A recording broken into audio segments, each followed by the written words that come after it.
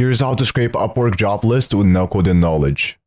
For this we'll need the Upwork scraper from nutty.codes. Link will be in the description. Simply just download it for your browser.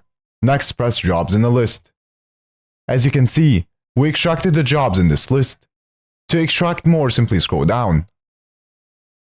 Then head to the next page. And there you go. I will do it one more time.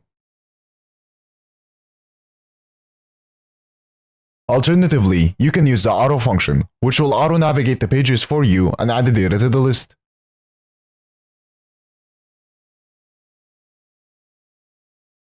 Once you're done, press stop.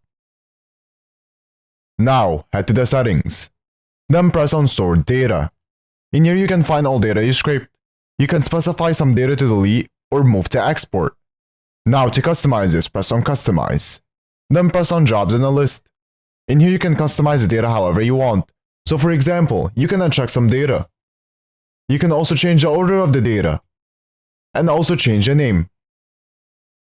And also add a criteria to only scrape the products you are looking for.